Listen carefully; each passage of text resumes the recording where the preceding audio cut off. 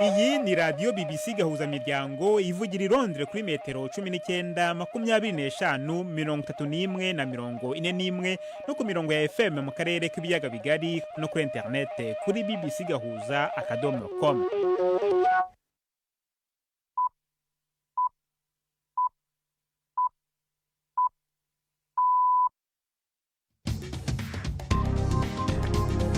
Ubu ni saa 10 n'igice ku isaha mpuzamahanga ya GMT, ni saa 12 n'igice ku isaha yo mu Rwanda no mu Burundi. Muri studio muri kumwe na Jacques Niyitegeka. Izi ni ingingo z'ingenzi gize aya makuru. Mu Bufaransa, mukuru abagendera ku matwarakazi iburyo muri politike Marine Le Pen yahamijwe icyaha cyo kunyereza amafaranga y'umuryango w'umwe bw'ibihugu by'Uburayi. Abakora akazi ko gutembereza abantu mu mato mu kiyaga cya Kivu baravuga ko ubushabitsi bwabo butarafata imbaraga nk'izo bwari bufite mbere y'uko inyeshyamba zo mu mutwe wa M23 zifata umujyi wa Goma. Abanyazimbabwe muri rusange bagomye mu rugo uyu munsi. Kuri uyu munsi hateganijwe imyigaragambyo gusaba ko Perezida Emmerson Mnangagwa yegura. Tubafitiye n'ikiganiro cy'urubuga rw'imikino. Muri mwese kaze muri amakuru yo kuri uyu wa mbere, turi ku itariki ya 31 z'ukwezi kwa gatatu.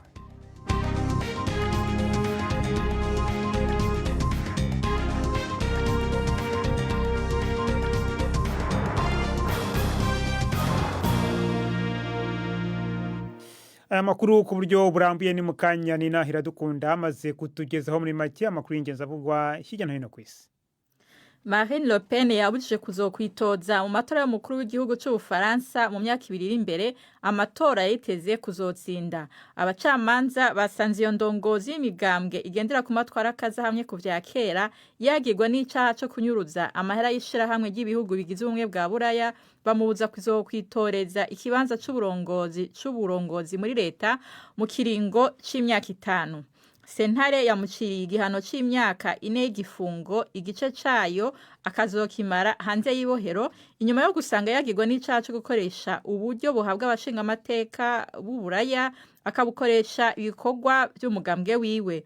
Mu majambo yavuze ari hanze ya sentare, umushingwamanza w'inama nshingamateka y'Uburaya Patrick Maisonneuve yavuze ko urwo rubanza gwerekana ko abagiriwe n'icaha bari baranse kwemera ko hari kibi bakoze. Pendant les 3 mois d'audience que nous avons eu, muri aya mezi atatu urubanza rwamaze hagumye haba guhakana ibyabaye byose muri iyo myaka, kandi nta nkeka mfise z'uko sentare yafatiye kuri uko guhakana ikavuga iti ko rero muhakana byose. Nibaza ko bishoboka ko icaha cyo kongera gukorwa, none reka nongere ko igihano cyo kudashobora kwitoza. Sur la peine complémentaire d'inéligibilité.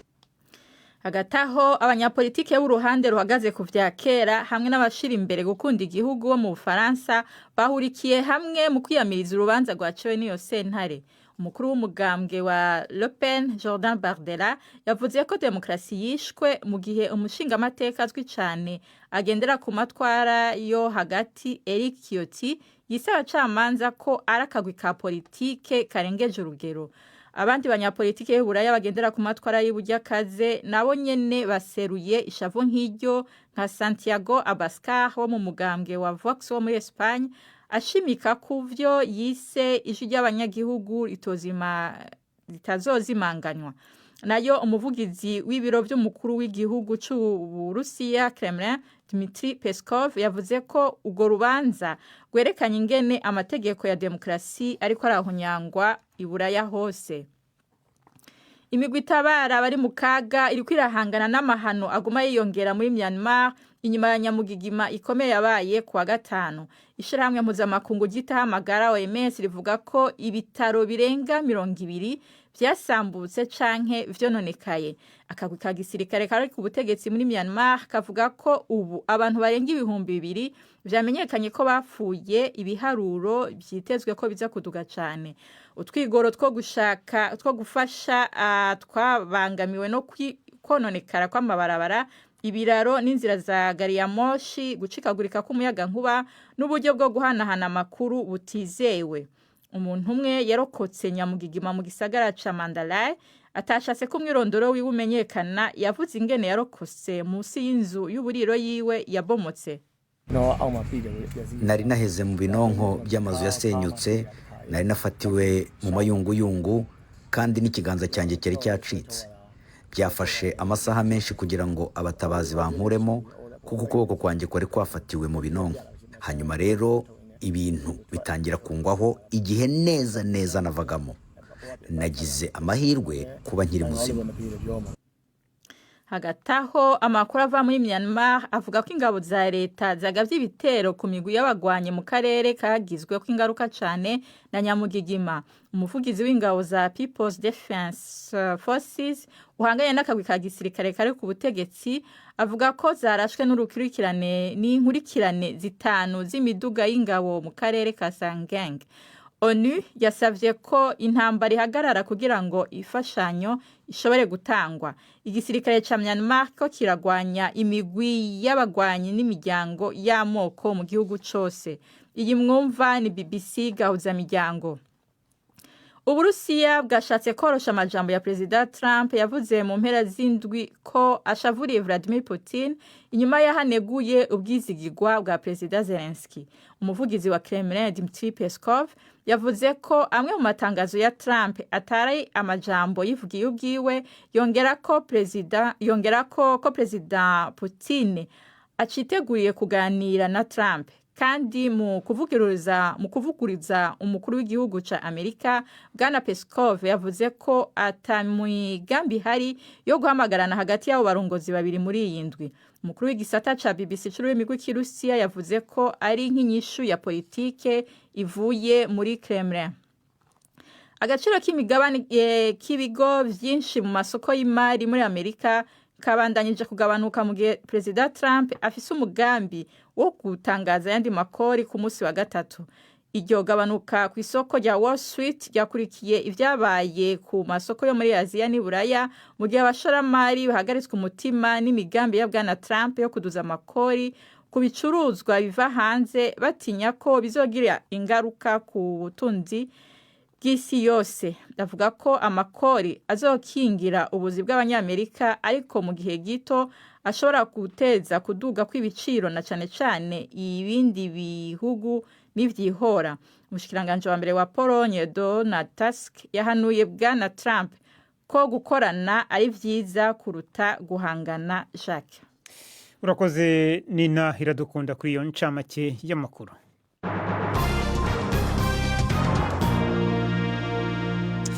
Mwabyumvise mukanya mu Bufaransa umukuru w'abagendera ku matwara akaze iburyo muri politike Marine Le Pen yahamijweho icyaha cyo kunyereza amafaranga y'umuryango w'umwe bw'ibihugu by'Uburayi kandi abuzwa kwiyamamariza umwanya w'ubuyobozi muri leta. Urukiko rwamukatiye igifungo cy'imyaka 4, 2 muri yo ari hanze nyuma yo guhamwa n'icyaha cyo gukoresha amafaranga y'inteko nshinga amategeko y'Uburayi mu gutera inkunga ibikorwa by'ishyaka rye mu Bufaransa. Madame Le Pen yavuye mu rukiko mbere yo kumenya ko yahanishijwe kudakora politiki mu gihe cy'imyaka 5. Ubu yafatwaga nk'uri kwisonga mu baziyamamaza mu matora ya perezida ateganijwe muri 2027. Abandi bantu 20 bo mu ishyaka rye rya Rassemblement National nabo bahamijwe icyaha muri urwo rubanza. Ni inkuru y'ubusesenguzi ya Hugh Schofield mugezwaho na Prime Ndikumagenge. Marine Le Pen yari yiteze kwagirwa n'icaha ariko ntiyari yiteze ibi. Mu mutwe wiwe ufatiye kuvyo yabwiye ikinyamakuru kwa Mungu, umucamanza ntiyari kubahuka gushikaho amubuza kwitoza mu bukuru bw'igihugu. Yari yiteze yuko haba ikiringo co kubuzwa kwitoza, nivyo, ariko coba kirabangira gushika yunguruje, ari navyo vyoce bitanga inzira yo kurondera ugira kane kuba umukuru w'Ubufaransa mu 2027. Le Pen n'abandi barenga 20 mu banywanyi biwe bagiriwe n'icaha co kunyuruza mu gukoresha nabi amafaranga y'ishiramwe rya Buraya mu bikorwa by'umugambwe wabo. Umucamanza yavuze yuko hari vyerekana yuko hari ingendo mu mugambwe wa Le Pen yo guha akazi abakozi bitwa yuko bakora ibikorwa by'inama nshinga amateka ya Buraya ariko mu vy'ukuri bariko barakorera umugambwe wabo. Ibi ico bisigura nuko Le Pen adashobora guhiganwa mu matora yimirije mu 2027. Iyi ni nyamugigima.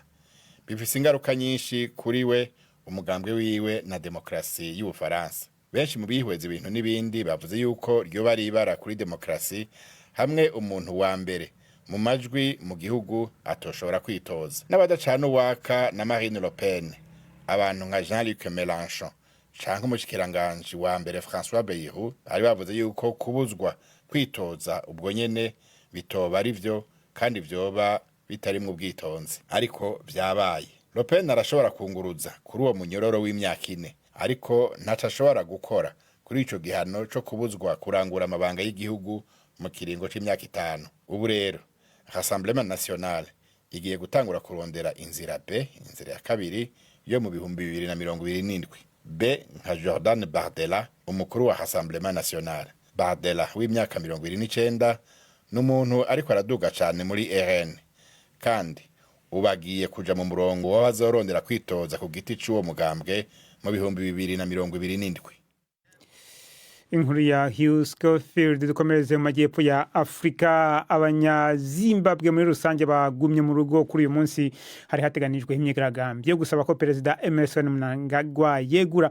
Polisi yavuze ko muri rusange mu gihugu hakomeje kuba ituze. Imyigaragambyo yahamagawe n'uwahoze hari umwe mu bayobozi bakuru b'ishyaka riri ku butegetsi, kabije mu gihe amakimbirane ya politiki akomeje kwiyongera, ndetse bikaba binakekwa ko bwana Mnangagwa ashobora kuba arimo kwitegura guhatanira manda ya gatatu. Bamwe mu bayoboke b'ishyaka rye hamwe na bamwe mu bantu bakomeye barwanya intambara yagejeje igihugu ku bwigenge barivumbuye maze basaba ko yegura. Ni inkuru ya Shinga Nyoka mukizwaho na Robert Patrick Misigaro.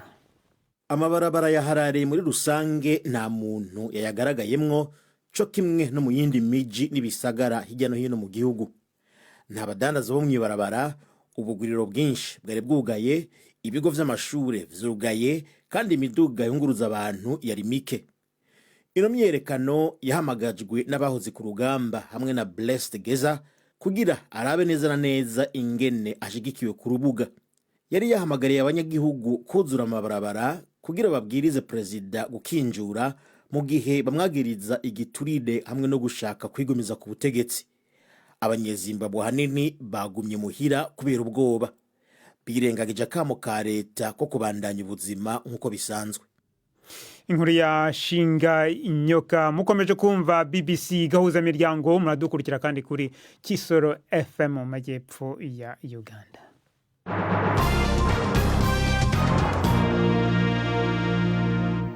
Tugiye mu karere k'ibyaga bigari, tugiye mu mujyi wa Rubavu mu burengerazuba bw'u Rwanda. Bakora ubushabitsi bwo gutembereza abantu mu mato mu kiyaga cya Kivu. Baravuga ko ubushabitsi bwabo butarafata imbaraga nk'izo bwari bufite mbere y'uko inyeshyamba zo mu mutwe wa M23 zifata umujyi wa Goma. Abatembereza abantu mu mato bavuga ko abanyekongo bagize umubare munini wabo batembereza mu Kivu ku ruhande rw'u Rwanda, ariko ko muri iyi minsi bwo bushabitsi butameze neza ku mpamvu z'uko ubuzima busa n'ubutarasubirana neza mu mujyi wa Goma. Umunyamakuru wa BBC Yves Bucyana mu minsi ishize yari mu mujyi wa Rubavu adutegurira inkuru ikurikira.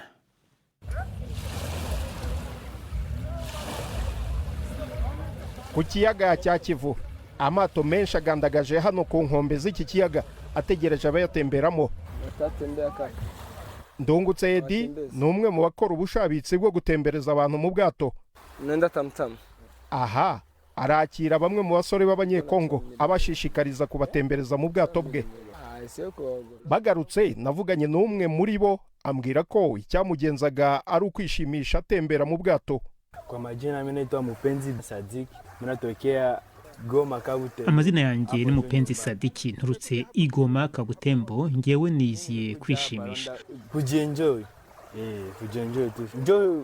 Njo turangu ya tatu. Ubusanzwe ndi umunyeshuri ni Igoma, ubu ni ubwa gatatu ngeze mu Rwanda. Siye ku nyumba bakatambia kuvuka Rwanda. Mu rugo barambwiye ngo kwambuka uza mu Rwanda ni ugukoresha ikarita gusa cyangwa CPGL, ariko ubu noneho twe turambuka dukoresheje jeton. Unesha tu jeton unavuka. Sasa njo nashe tumeona tu profite ile okazi. Natwe rero twavuze ngo reka dukoreshe ayo mahirwe tuze turebe uyu mujyi w'u Rwanda. Twari tutarawubona mbere na mbere, turishimye. Tunafurahi sana kwanza. Ndungutse avuga ko kuri ubu umubare w'abaturage baturuka mu gihugu cya Kongo baza kwishimisha cyangwa gutembera mu bwato mu kiyaga cya Kivu wiyongereye cyane ugeranyije na mbere M23 itarafata umujyi wa Goma. Ngo hari impamvu cyane cyane bakunda gutemberera ahantu hari umutekano, ariko by'akarusho urabona igoma ukuntu hateye, amazi yaho ni hejuru, nta mucanga bagira cyangwa nta plage bagira.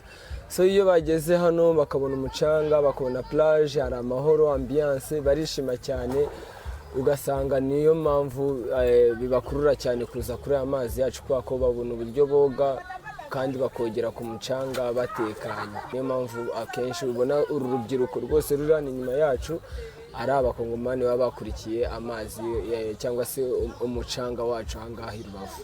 Aba bakora ubushabitsi bwo gutembereza abantu mu bwato mu kiyaga cya Kivu bavuga ko nubwo umubare w'abanyekongo babagana ari wo munini, ariko ibintu bitarajya mu buryo neza nk'uko byahoze. Navuga ko amafaranga yo muri Goma aracyari ikibazo, nubwo abakongomani baza gukora ambiance, abakongomani bumva ko bakivuga ati amabanki yabo aracyafunze n'ikibuga cy'indege kikaba kigifunze. Urebye kuri ubu bikorwa byacu byo mu mazi, navuga ko bitarevorwa cyane, ko cyane yuko hari ibikorwa bimwe na bimwe byo mu kiyaga cya Kivu bicumbitse kubera bakiri kureba situation y'ukuntu amahoro agenda, umutekano ugenda umera, biragenda gahoro gahoro. No, bivuze iki? Ubwo no kuvuga ngo hari aho mutemerewe kugera? Ni ukuvuga ngo hari projet zo mu kiyaga cya Kivu zigenda zikomwa mu nkokora no kumva hafi y'igihugu cyacu cyangwa mu baturanyi hari ibiturika cyangwa se havuga amasasu, ugasanga cyane nk'izi projet mu kiyaga cya Kivu urabizi ko ziba zirimo abanyamahanga cyane. So iyo bumva situation atari nzima baravuga reka turebe ko twakwegeza inyuma gatoya. So ugasanga nkatwe n'abandi bari bitezemwo akazi bakomeje gusa nk'abategereza. Hashize amezi 2 inyeshyamba za M23 zifashe umujyi wa Goma uhana imbibi n'umujyi wa Rubavu mu Rwanda, imijyi yombi ihuriye ku bucuruzi bwambukiranya imipaka. Mbere yuko M23 ifata umujyi wa Goma, amasaha yo gufungura no gufunga imipaka yari make cyane. Ubu byarahindutse kuko amasaha yongerewe ndetse n'uburyo bwo kwambuka bukoroshywa. Yves Bucyana, BBC Gahuza Miryango, ku kiyaga cya Kivu. Rakoze Yves Bucyana kuri iyo nkuru y'ubushabitsi bwo gutembereza abantu mu kiyaga cya Kivu. Tugume mu karere k'ibiyaga bigari mu Rwanda. Umuryango w'Abayisilamu uravuga ko urimo gukora ibishoboka byose ngo imisigiti yafunzwe yongere gusengerwamo nyuma yuko izaba imaze kuzuza ibisabwa. Umuyobozi w'Abayisilamu mu Rwanda Sheikh Musa Sindayigaya avuga ko kubaha imisigiti ifunze bitarabangamiye isozwa ry'igisibo cya Ramazani ku munsi w'ejo, dore ko n'ubusanzwe imihango ikorerwa ahantu hisanzuye kenshi haba ari ku bibuga. Umuyobozi yavuga kandi ko ashyigikiye ko abigisha bijyanye n'imyemerere baba barabyigiye, bagasanga icyo bamwe bavuga ko ari umuhamagaro kidakwiye guhabwa agaciro. Ni inkuru ya Jean Claude Mwambutsa i Kigali. No munsi wasanze imisigiti isaga 300 ifunze kubera kutuzuza ibyangombwa bisabwa n'ubutegetsi bw'u Rwanda. Imisigiti yafunzwe yera kuri 2/3 byiri mu gihugu cyose, ibarirwa muri 500. Gusa Sheikh Musa Sindayigaya uyobora umuryango w'Abayisilamu mu Rwanda avuga ko ifungwa ry'iyi misigiti ritabangamiye amasengesho asoza igisibo, dore ko n'ubundi ahenshi atabera mu misigiti. Ntago ari ngombwa ko bari mu musigiti. Ibibuga byose by'imikino byo mu Rwanda ku gihe cya Idil Fitri cyangwa Idil Adha, inzego z'igihugu zirabidutiza tukabikoresha mu masengesho, kuko haba hari imbaga y'abantu benshi ku buryo utabona umusigiti wabakwira.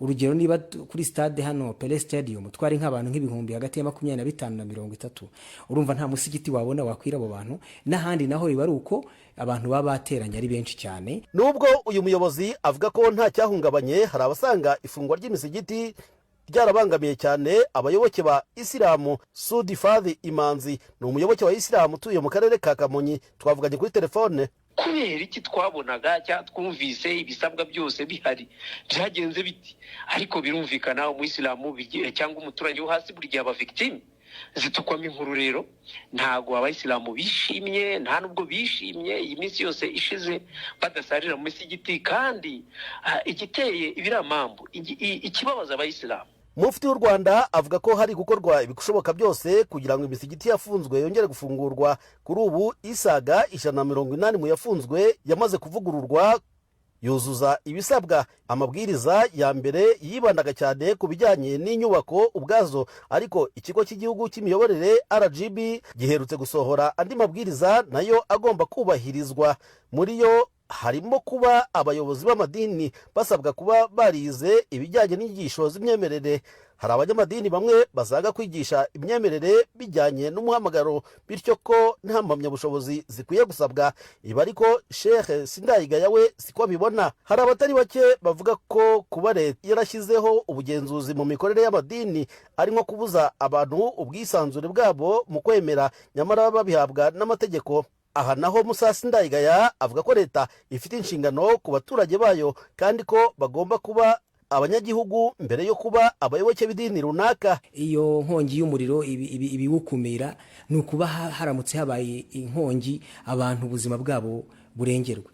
Ubwo bwiherero bw'abafite ubumuga ntabwo ari ikintu kibi leta ikoze. Natwe ubwacu hari ibyo twagombye kuba twaribwirije, ariko nk'abantu dukenera kwibutswa n'amabwiriza iyo yanditse bigutera imbaraga ukanabyibuka. Rero nagira ngo mvuge ko rwose uwo muntu cyangwa abantu bavuga ngo ni ukwivanga mu mikorere ntabwo ari byo. Reka nk'urundi rugero, hari ibyo twagiye twumva aho umuntu ashobora kuvuga ati urugero ngurishije urusengero, ariko niruba rurimo n'abakirisito cyangwa abayoboke barwo urampaya, n'urutwara rwonyine urampaya.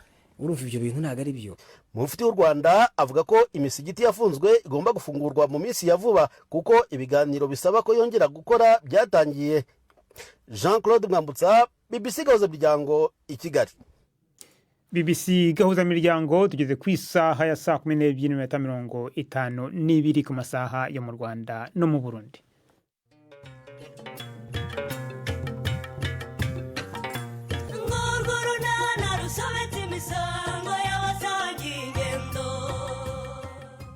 Mu kiganiro unana cyo kuri wa kabiri twabateguriye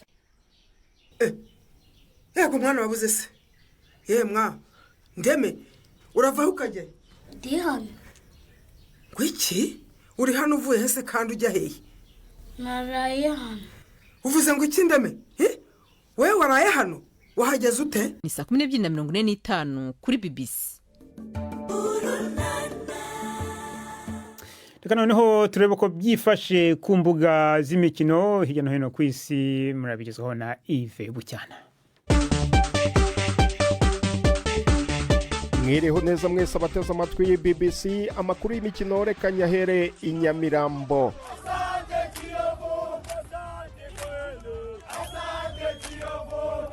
Abo n'abakunzi ba Kiyovu Sport ku munsi w'ejo nyuma yo gutsinda Police FC igitego 1-0. Nubwo iyo ntsinzi itabavanye mu mwanya w'izifite akaga ko kumanuka mu cyiciro cya kabiri, kuko Kiyovu Sport ikiri ku mwanya wa 15 ikurikiwe ku mwanya wa nyuma na Vision. Ni mu gihe ku mwanya w'izirwanira igikombe Rayon Sport yongeye kwishyira mu kaga itsindwa na Mukura Victory Sport igitego 1-0 kuwa gatandatu ku kibuga cy'Amahoro i Remera. Mukura niyo kipe ishoboye gutsinda Rayon Sport muri iyi shampiyona inshuro ebyiri zose. Ibi byatumye ikipe ya APR FC isatira, harimo ikinyuranyo cy'inota rimwe gusa, nyuma yuko APR FC yo ku munsi w'ejo itsinze Vision ya nyuma ibitego 2-1. Mu Burundi ikipe ya Aigle Noir ikomeje kuyobora shampiyona n'amanota 55 nyuma yo gutsinda Moso Sugar ibitego 2-1.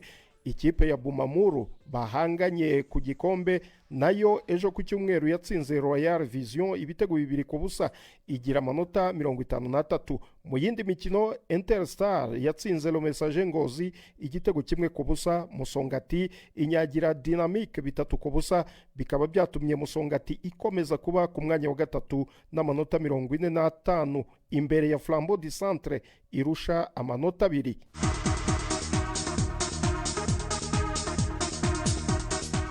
Tugiye mu Bwongereza, Nottingham Forest izahura na Manchester City muri kimwe cya kabiri kirangiza mu gikombe cya FA.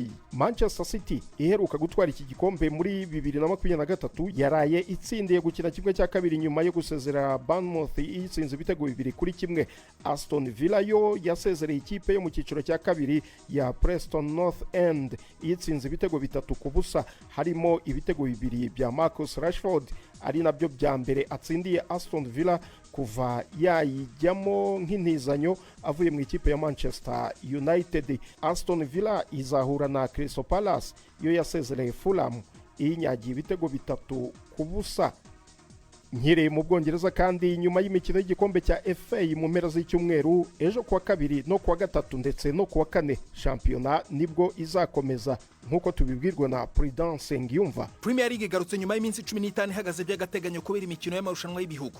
Arsenal isa nk'ifite amahirwe abarirwa ku ntoki gusa kuba yatwara igikombe izakira Fulham ejo nijoro kuri Stade Emirates ifite Bukayo Saka nyuma y'amezi 3 atagaragara mu kibuga kubera imvune ikomeye yagize mu kwezi kwa 12. Ibintu biba byiza kurushaho ku mutoza Mikel Arteta wemeje mu kiganiro kuri uyu wa mbere n'abanyamakuru ko ndetse Saka ashobora no gutangira umukino. Ariko inkuru nziza naho igarukira kuko undi mukinnyi Riccardo Carafioli we azamara ibyumweru byinshi ku ntebe y'imvune nyuma yo gukomereka ari mu mikino mpuzamahanga n'ikipe y'Ubutaliyani. The Gunners ariko ifite umuhigo mu mateka y'umupira w'amaguru mu Bwongereza kumara imikino 31 itaratsindirwa iwayo na Fulham. Niyo mikino myinshi ikipe imaze mu Bwongereza ikina mu rugo idatsindwa niyo bihanganye. Cyakora rero mu mikino 3 heruka guhuza amakipe nta numwe Arsenal yatsinze, yanganyije 2 itsindwa 1 iri kuri Stade Craven Cottage. Manchester United izasura Nottingham Forest ishobora kuba idafite rutahizamu wayo Chris Wood wavunikiye mu mikino y'igihugu cye cya New Zealand. Ni mu gihe ba myugariro Harry Maguire na Lenny Yoro ba Manchester United bo bakize imvune zabo bamaranye igihe. Forest izaba ishaka gutsinda Manchester United inshuro 2 muri shampiyona imwe nyuma yo kubikora mu mwaka w'1991 kandi ishobora kubigeraho kuko itaratsindwa na rimwe mu mikino 5 heruka gukina mu marushanwa atandukanye. Wolves iyo izakira West Ham mu gihe kuwa gatatu Brighton izacakirana na Aston Villa yarayibonye itike yo gukina imikino ya kimwe cya kabiri cya FA Cup.